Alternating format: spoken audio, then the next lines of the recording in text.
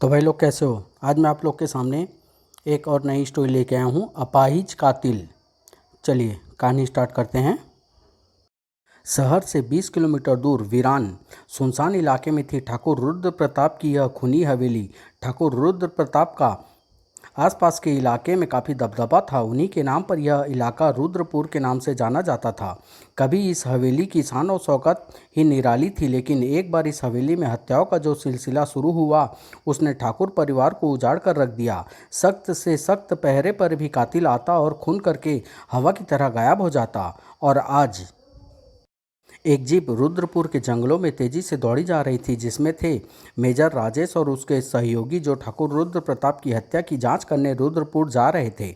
तुमने ठाकुर रुद्र प्रताप के murder case की फाइल तो तैयार कर ली है ना रजनी? यस सर, लेकिन अभी फॉरेंसिक विभाग और फिंगरप्रिंट ब्यूरो की रिपोर्ट आनी बाकी है। उफ, यह दोनों चीज़ें तो बहुत ज़रूरी है। मतलब यह हम सिर्फ फाइल स्टडी से किसी निश्चित नतीजे पर नहीं पहुंच सकते। मेजर राजेश ड्राइविंग के साथ साथ सहयोगियों से विचार विमर्श भी करते जा रहे थे। क्यों नहीं पहुंच सकते? हो सकता है कि हमें हवेली में ही कुछ ऐसे क्लू मिल जाए जो हमें कातिल तक पहुंचा दे।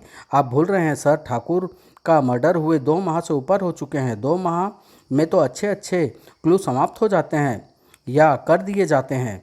अख्तर, तुम्हारी इंस्पेक्टर पांडे से मुलाकात हुई? जी हाँ, वे भी कल तक रुद्रपुर पहुंच जाएंगे। और 1 घंटे की यात्रा के बाद वे पहुंच गए ठाकुर रुद्र प्रताप की हवेली। कल उन्हें सूचना दे देना कि हम रुद्रपुर पहुंच चुके हैं। लो, बातों ही बातों में रास्ता कट गया। ठाकुर साहब की हवेली कब आ गई पता भी नहीं चला। मेजर राजेश अपने सहयोगियों के साथ हवेली के भीतर पहुंचे। ठाकुर भुवन बहुत ही बेताबी से उनका इंतजार कर रहे थे। आइए आइए मेजर राजेश आइए, मैं बहुत देर से आपका इंतजार कर रहा था। वैसे हम ज़्यादा लेट नहीं हुए हैं। वह एक विशाल काय हवेली थी जो ठाकुर घराने की शान और शौकत की जिंदा मिसाल थी। नहीं नहीं, वह बात नहीं। और सुनाइए, रास्ते में कोई तकलीफ तो नहीं हुई? नहीं, बिल्कुल नहीं। वैसे आपने हवेली शहर से काफ़ी दूर बनवाई है? जी हाँ, दरअसल हमारे पिताजी बहुत ही एकांत प्रिय थे और शोर शराबा उन्हें कतई पसंद न था। आपके पिता यानी कि ठाकुर रुद्र प्रताप जी?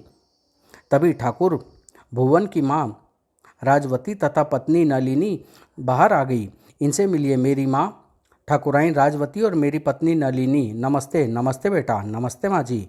ठाकुर भुवन ने सबका परिचय कराया। माँ, यह है सीक्रेट एजेंट में मेजर राजेश और यह है मेरे सहयोगी रजनी, विवेक और अख्तर। नमस्ते बेटा। नमस्ते नमस्ते नमस्ते।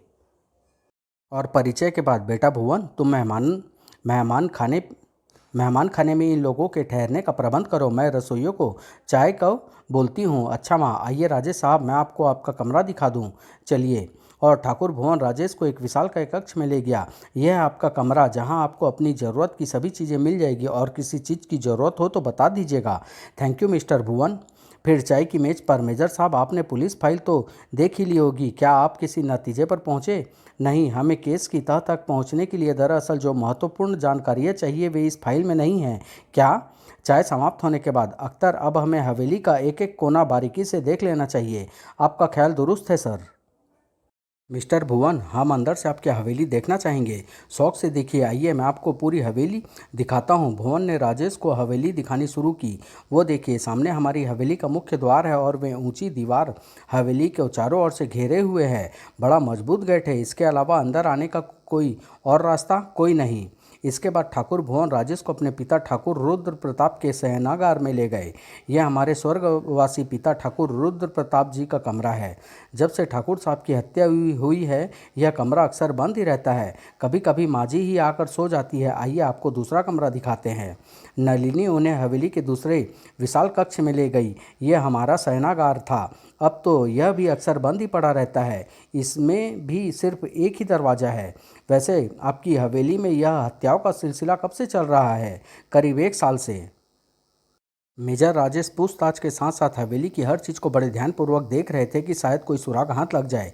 क्या 1 साल में 5 हत्याएं और पुलिस कातिल को पकड़ नहीं सकी? पुलिस ने तो एड़ी चोटी का जोर लगा दिया था। दिन रात धूल झांकी, लेकिन हत्यारा इतना चालाक है कि बस हवा की तरह आता है और हत्या करके गायब हो जाता था।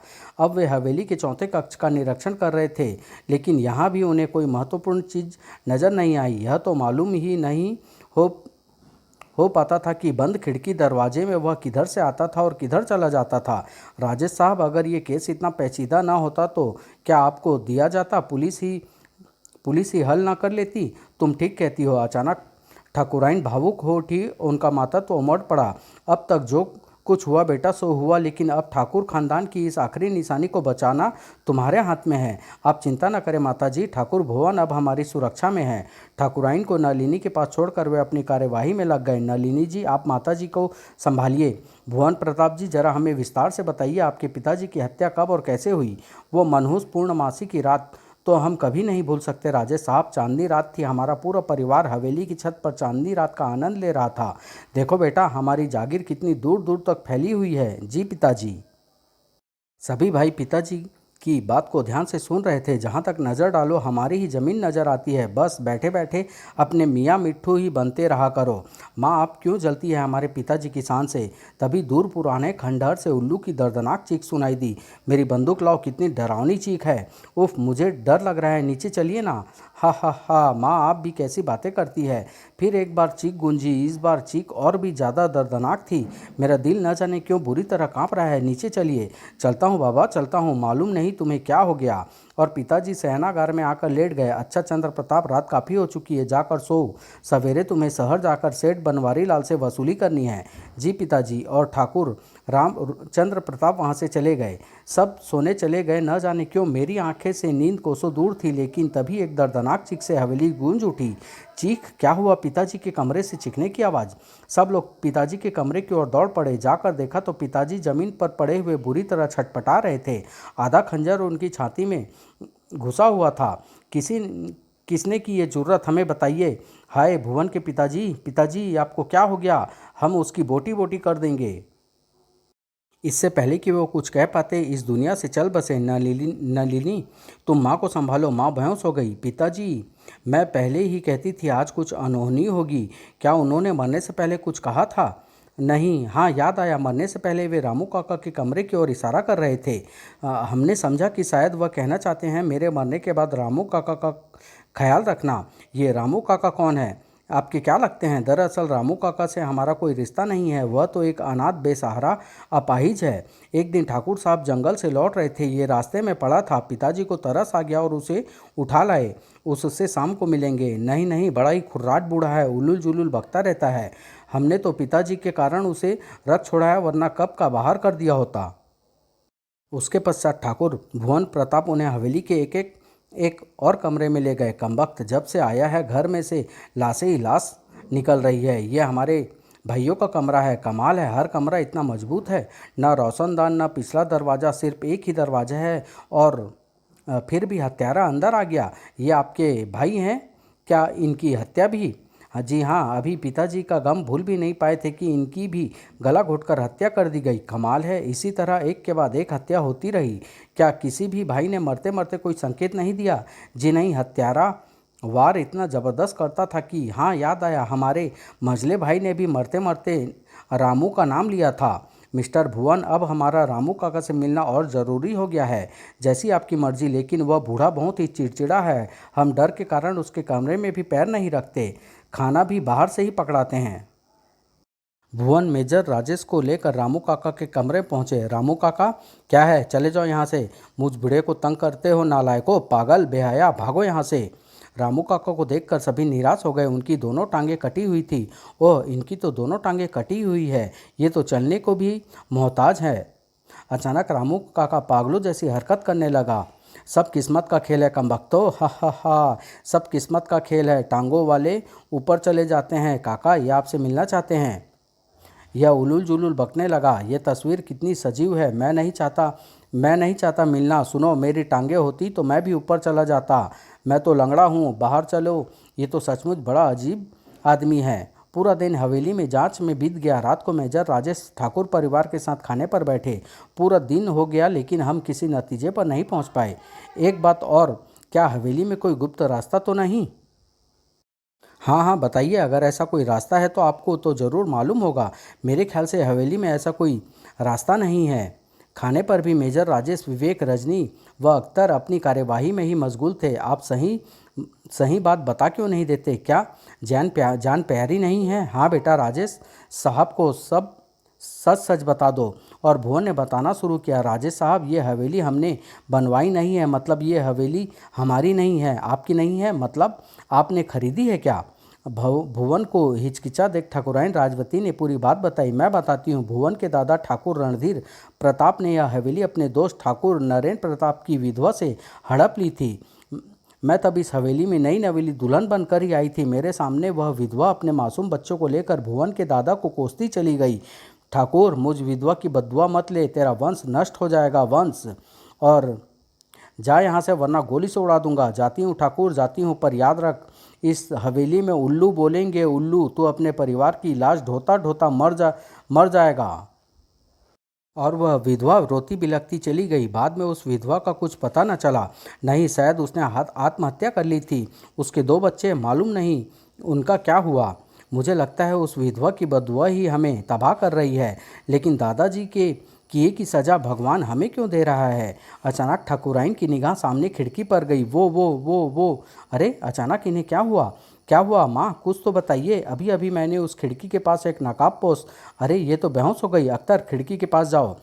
विवेक, रजनी, अख्तर और भुवन छाया का पीछा करते गैलरी में आ गए। घने अंधेरे में उन्हें दूसरे छोर पर एक काला लबादा ओढ़े छाया दिखाई दी। पकड़ो पकड़ो, जो कोई है, रुक जाओ, मेरे हाथ में रिवॉल्वर है, मैं गोली चला दूंगा। रजनी, तुम गेट पर पहुंचो अपना रिवॉल्वर लेकर। तीनों दौड़कर गैलरी के अंतिम छोर पर पहुंचे, लेकिन तब तक नकाबपोश ने गोली से फ्यूज उड़ा दिया और अंधेरे में गुम हो गया। आए, अभी तो यहीं था, कमबख्त ने फ्यूज उड़ा दिया। टॉर्च लाओ, इधर इधर आओ, शायद इधर हो। बाहर गेट पर रजनी है ही। नकाबपोश की तलाश में उन्होंने हवेली का कोना कोना छान मारा, लेकिन वो पूरी हवेली छान मारी, लेकिन गेट से तो कोई नहीं निकला। मैं पूरी तरह सतर्क थी। ये केस वास्तव में रहस्यमय है। काफ़ी रात तक वह नकाबपोश चर्चा का विषय बना रहा। सभी लोग बुरी तरह भयभीत थे। रात काफ़ी हो चुकी है, अब सोया जाए। रजनी, तुम आज रात भुवन प्रसाद के बेडरूम पर पहरा दोगी। जब सब सोने चले गए तो विवेक और राजेश इस केस के पहलू पर गंभीरता से विचार करने लगे। मेजर, कहीं ये भुवन प्रसाद कहीं तो नाटक नहीं? इस तरफ तो मेरा ध्यान ही नहीं गया, लेकिन इसमें भुवन का क्या फ़ायदा हो सकता है? यह हवेली ठाकुराइन राजवती के नाम है। उसने इस हवेली के हिस्सेदार को तो खत्म कर ही दिया। हो सकता है भुवन के इशारे पर उसका ही कोई आदमी नाटक कर रहा है। कौड़ी तो दूर की लाए हो विवेक, लेकिन बात में दम इसलिए नहीं है। देर रात तक वे आपस में विचार विमर्श करते रहे, क्योंकि राजवती का वारिस तो वह हर हाल में है ही। आप ठीक कहते हैं सर। आधी रात को ठाकुराइन ने उनके कमरे में प्रवेश किया। आइए माताजी, कैसे कष्ट किया? बेटा, मुझे बहुत डर लग रहा है। लेकिन बातों बातों में जो ही ठाकुराइन को मालूम हुआ कि अगले दिन राजेश का प्रोग्राम खंडहरों में जाने का है, वह बुरी तरह घबरा उठी। नहीं बेटा, उस खंडहर में मत जाना।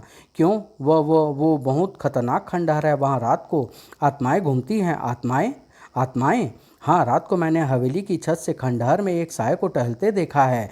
आप कैसी बातें करती हैं माँ जी, ये सब आपका वहम होगा।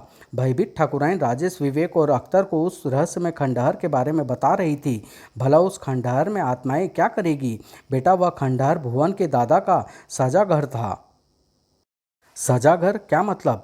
हाँ, जो भी किसान लगान नहीं देता था या उनके खिलाफ जरा भी आवाज़ उठाता था, उसे कत्ल करवा कर उस खंडहर में फेंक दिया जाता था। उफ, इतना जुल्म! हाँ बेटा, उन खंडहरों में उन लोगों की आत्माएं भटकती है। तभी उन्हें दूर खंडहर में एक साया मसाल लिए दिखाई दिया। अरे, वो खंडहर में मसाल लिए कौन टहल रहा है? बेटा, वह जरूर आत्मा भटक रही है। खिड़की बंद कर लो।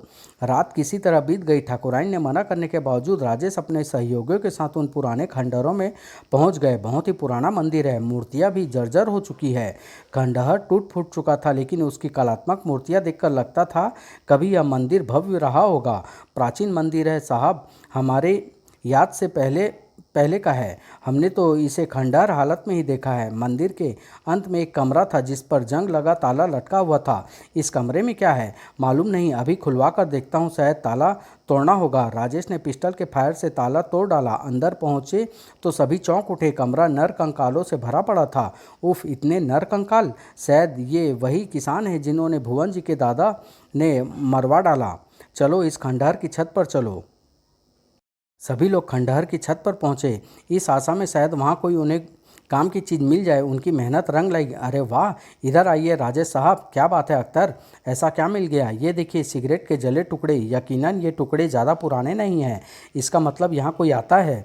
ठकुराइन के मन में आत्माओं का वहम काफ़ी हद तक निकल चुका था।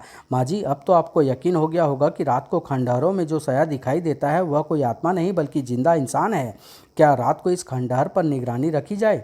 इधर राजेश को हत्यारे के ठहरने की जगह का पता चल चुका था। नहीं, हम हवेली में ही रहेंगे। हो सकता है हत्यारे ने हमारा ध्यान इधर खींचने के लिए ये जले हुए सिगरेट के टुकड़े यहाँ डाले हो। आपका कहना ठीक है, अब हमें वापस चलना चाहिए।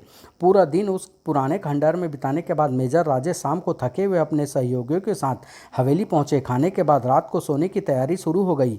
आज रजनी तुम पहरे पर रहोगी, अपना रिवॉल्वर चेक कर लो। Okay sir. मेजर राजेश ने अपने सहयोगियों को ज़रूरी हिदायत दी। मेरी रिवॉल्वर लोडेड है सर, आप I am ready. Very good. और तुम भुवन पर निगरानी भी रखोगी। अभी मेजर राजेश हिदायतें दे ही रहे थे कि खंडहर में से उल्लू के चीखने की आवाज़ सुनाई दी। देखो, आज उल्लू चीख रहा है, तुम भवन पर पूरी निगरानी रखना। किसी बहाने से मैं उसे यहीं बुला लेती हूँ, यह ठीक रहेगा। रजनी भुवन के कमरे में आ गई। हेलो भुवन। हेलो, आइए। बेटी, राजेश साहब कहाँ हैं? आज उल्लू चीख रहा है कहीं। हाँ, हमें डर लग रहा है। डरने की कोई बात नहीं, आज आप लोग हमारी निगरानी में रहोगे।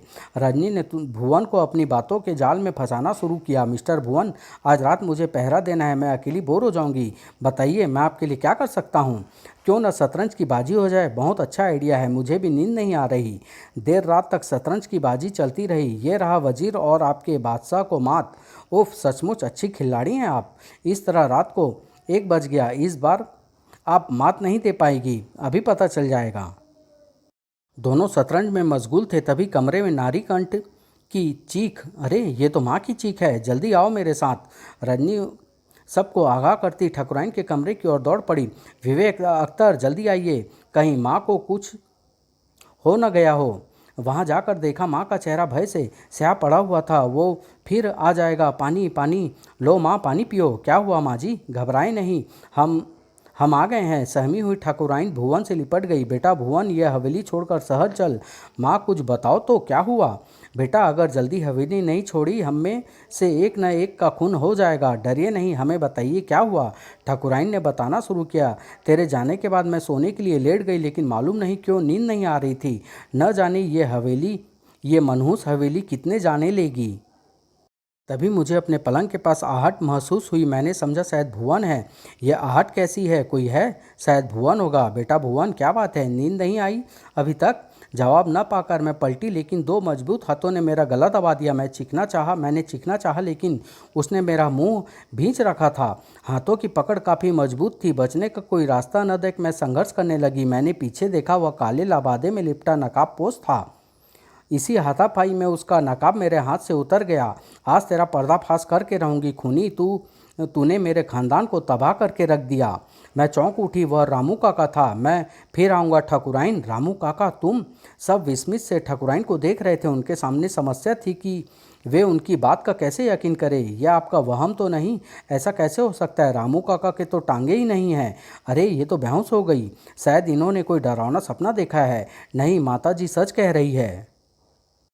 तभी विवेक ने फूलदान की ओट में पड़ा खंजर और नकाब उठाया। ये रहा वह नकाब और खंजर जो हत्यारा अपने साथ लेकर आया था। मेजर राजेश समझ नहीं पा रहे थे किस बात को सच माने, किसको झूठ। सच्चाई जो भी हो, लेकिन इसमें रामू काका का कहीं ना कहीं। खैर, चलो देखते हैं तुम्हारे रामू काका को। आइए, ये देखिए कितने आराम से खर्राटे भर रहा है। कहीं ये ठाकुराइन की गढ़ी हुई कहानी तो नहीं है? इस अपाहिज का रहस्य समझ में नहीं आ रहा। हवेली में ठाकुर परिवार का हर एक व्यक्ति मेजर राजेश की शक की परिधि में आता और बच निकलता। माताजी, क्या आपने चेहरा ध्यान से देखा था? मेरा मतलब, क्या वह रामू काका ही था? सवाल यह नहीं रजनी कि वह रामू काका था या कोई और। यूँ तो उस रात भी हमने हवेली में एक नकाबपोश देखा था। सवाल यह है कि मुख्य द्वार पर निगरानी रखने के बाद भी हत्यारा अंदर आया और हमला करके चला गया।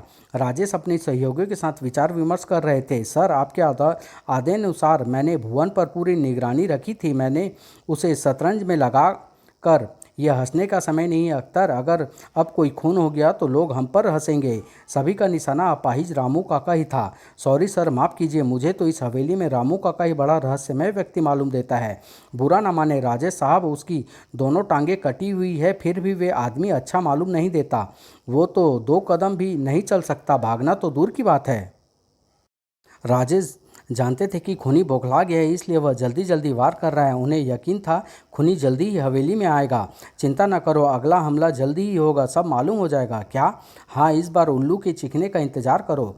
इसी तरह 5 दिन और बीत गए, लेकिन कोई घटना नहीं हुई। 5 दिन हो गए, लगता है हत्यारा पहले निश्चिंत कर देना चाहता है। उल्लू नहीं बोला, इसका मतलब यह नहीं समझना चाहिए कि हत्यारा आ नहीं सकता।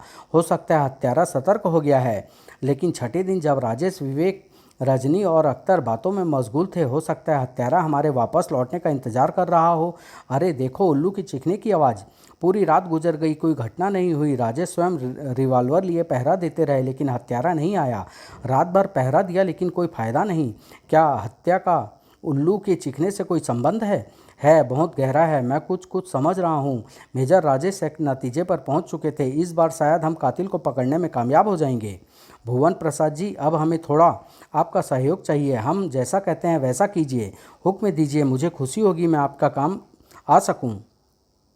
मेजर राजेश ने नई चाल चली। आप रामू काका तक खबर पहुंचा दें कि हम हत्यारे को नहीं पकड़ सके, इसलिए आपके कहने पर हम शहर वापस लौट गए हैं। ओके, मैं आज मौका देखकर यह काम कर दूंगा। थोड़ी देर बाद भुवन प्रसाद खाना पहुंचाने के बहाने से रामू काका के कमरे में दाखिल हुआ। रामू काका, खाना उन जासूस के बच्चों को खिला दिया, निठल्ले कहीं के। रामू काका ने उलूल जुलूल बकना शुरू कर दिया। हमारे ठाकुर साहब के हत्यारे को पकड़ नहीं पाए, कमबख्त। हा हा हा, तू भी पागल है। नाराज ना होइए रामू काका, मैंने उन्हें वापस भेज दिया है। रामू काका खुश हो गया। ठीक किया, ठीक किया, ठीक किया, बहुत मस्ती मार ली उन्होंने। अच्छा काका, मैं चलता हूँ। अपना काम निपटाकर भुवन राजेश के पास आ गया। मैंने आपका काम कर दिया है राजेश साहब। वेरी गुड, अब हमें सिर्फ खंडहरों में से आवाज़ आने का इंतजार है। उसी तरह 4-5 दिन बीत गए। एक रात, अरे अख्तर, उल्लू की चीखने की आवाज़। चीख। रजनी, तुम गेट पर निगाह रखो। विवेक, अख्तर, तुम मेरे साथ आओ। चारों सतर्क हो चुके थे। उन्होंने भुवन को भी अपने पास बुला लिया। अब चुपचाप रामू काका पर नज़र रखो। नलिनी और माँ अकेली है, मुझे डर लग रहा है। रजनी है उधर, डरो नहीं। सब ने देखा रामू काका ने टॉर्च जलाई और पलंग से सटी खिड़की के बाहर हाथ हिलाकर, टॉर्च हिलाकर कुछ इशारा करने लगा। ये रामू काका टॉर्च हिलाकर क्या कर रहा है? मेरा अंदाज़ा सही था, यह हत्यारे को सिग्नल दे रहे हैं कि रास्ता साफ है। रामू काका थोड़ी देर टॉर्च हिलाता रहा, फिर उठ कर बैठ गया। अरे, ये तो उठ कर बैठ गया। तुम अपना रिवॉल्वर तैयार रखो। विवेक, ये डंडे से क्या कर रहा है? अरे, ये मूर्ति तो अपने आप खिसक रही है। लो, हमें आज तक मालूम नहीं था कि हवेली में गुप्त रास्ता भी है। इसका मतलब ये डंडे से खटका कर बता रहा था रास्ता साफ है। जो व्यक्ति अंदर आया उसे देखकर सब चौंक उठे। उनकी सांसें थम गई। आए, रामू काका का हमशक्ल। तो कहानी ये है। क्या हमें लपक कर इसे पकड़ लेना चाहिए? नहीं, ऐसी गलती मत करना। हो सकता है रामू पर भी पिस्तौल हो। इस समय वह बातों में मशगूल है। आप ठीक कहते हैं। सब लोग रामू काका के हमशक्ल के बाहर आने का इंतजार करने लगे। हमशक्ल और रामू काका के बीच की बातें साफ सुनाई दे रही थी। 2 दिन सिग्नल क्यों नहीं दिया? क्या कोई खतरा था? वो जासूस के बच्चे कड़े निगरानी रखे हुए थे ना।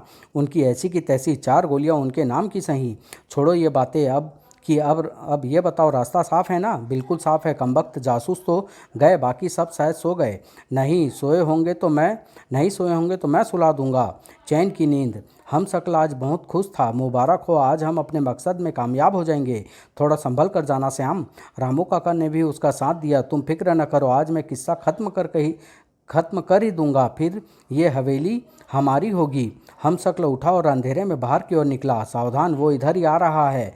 उनके बाहर निकलते ही चारों उस पर टूट पड़े। कौन हो तुम लोग? छोड़ दो मुझे। विवेक, इसका खंजर और पिस्तौल कब्जे में लो। हमारी गिरफ्त में आने के बाद छूटना आसान नहीं। क्या हुआ? कौन है? हम शक्ल अपने आप को छुड़ाने की पूरी कोशिश कर रहा था, लेकिन मेजर राजेश के सहयोगियों की गिरफ्त से बचना आसान न था। कोशिश करनी बेकार है, तुम हमारी गिरफ्त में हो। छोड़ दो मुझे, वरना पछताओगे। हम शक्ल भी कम न था। उसने भुवन और विवेक पर जोरदार वार किया और रामू काका के कमरे की ओर दौड़ा। धाएं, उफ, मर गया। हम शक्ल ने तड़ातड़ 3-4 फायर किए और भाग निकला। विवेक की गोली उस हमशक्ल के घुटने में लगी और वह गोली लगी टांग से उस गुप्त रास्ते की ओर दौड़ा, लेकिन वहाँ राजेश पहले से मौजूद था। तुम बचकर नहीं जा सकते, कोशिश करना बेकार है। विवेक, पहले इसका खंजर कब्जे में लो। बहुत हो चुका, अब तुमने जरा भी होशियारी की तो गोली मार दूंगा, समझे? तुम्हें अपने बच्चे प्यारे नहीं है क्या? चुपचाप हमारे साथ चलो। हत्यारे के गिरफ्त में आते ही भुवन की खुशी का ठिकाना न रहा। वह हथेली के अंदर दौड़ पड़ा। माँ नलिनी, माँ जल्दी आओ, राजेश साहब ने हत्यारे को पकड़ लिया। हत्यारे के पकड़े जाने की खबर सुनकर नलिनी और ठकुराइन आत्मविभोर हो उठी। कहाँ है वो, हमें भी दिखाओ।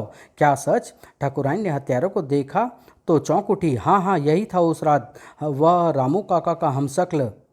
हमशक्ल ने रहस्य खोला। हमशक्ल नहीं, तुम्हारे रामू काका का जुड़वा भाई। जुड़वा भाई? जुड़वा भाई? सब आश्चर्यचकित थे, लेकिन हत्यारे के चेहरे पर परेशानी का नामो निशान न था। हाँ, जुड़वा भाई, मुझे गिरफ्तार कर लो सीक्रेट एजेंट। मुझे खुशी है, अपने खानदान को तबाह करने वाले को मैंने तबाह कर दिया। हम कुछ समझे नहीं, पूरी बात साफ साफ बताओ। वह ठाके लगा रहा था। भैया, ये सब क्या हो गया? माफ़ करना भैया, मैं इन खानदान को नामो निशान पूरी तरह नहीं मिटा सका। तुम कौन हो? हमसे क्या दुश्मनी है? मेरे बेटे ने तुम्हारा क्या बिगाड़ा था? दुश्मनी? हा हा हा, दुश्मनी पूछती हो? अरे हमारी तो इस खानदान से बहुत भारी दुश्मनी है। कैसी दुश्मनी? ठाकुराइन, हम दोनों ठाकुर नरेंद्र प्रताप के बेटे हैं, इस हवेली के मालिक, असली मालिक। ठाकुर नरेंद्र प्रताप के बेटे? वह बताता गया। सब आश्चर्यचकित उसकी बातें सुन रहे थे। इसकी मालकिन आज भी जिंदा है, जिसे उस कुत्ते ने धक्के देकर निकाला था। क्या ठाकुराइन जिंदा है?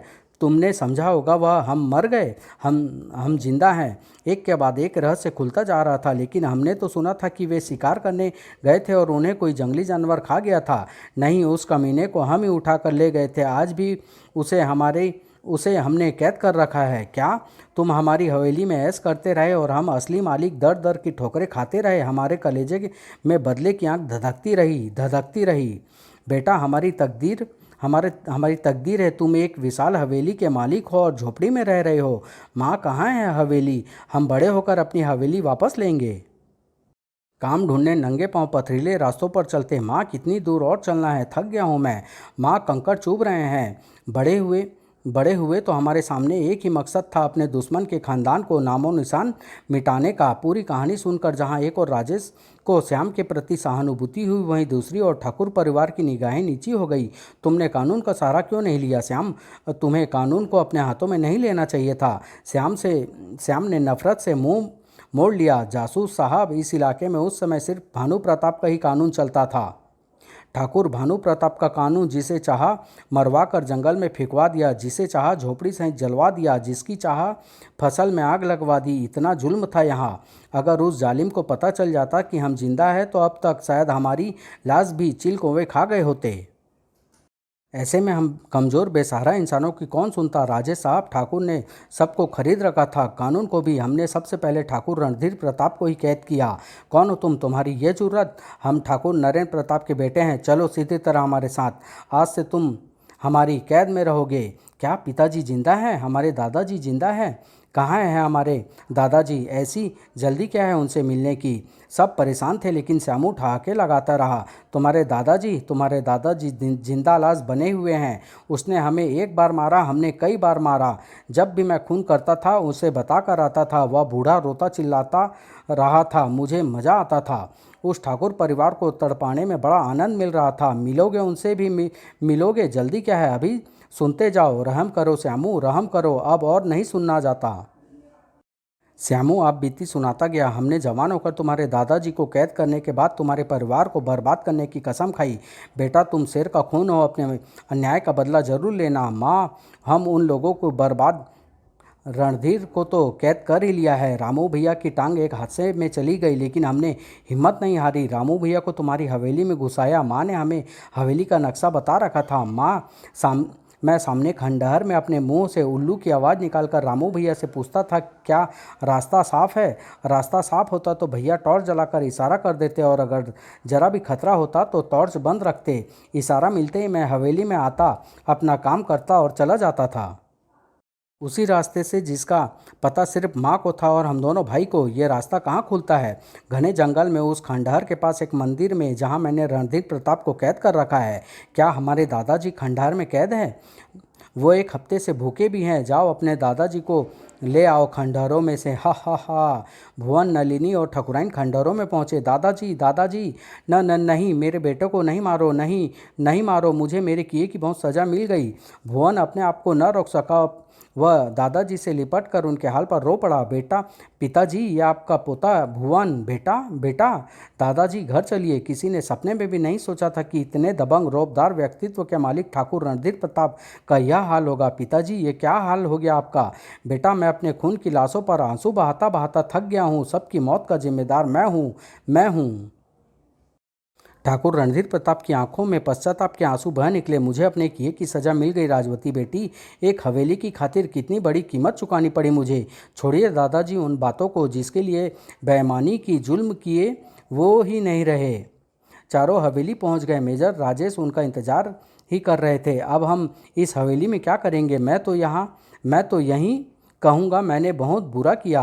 ठीक है रणधीर प्रताप जी, किसने ठीक किया किसने गलत, इसका फैसला करना हमारा काम नहीं। ये काम तो भगवान का है या कानून का। फिलहाल हम आपके मुजरिम को कानून के हवाले करने जा रहे हैं। आप निश्चिंत होकर रहें।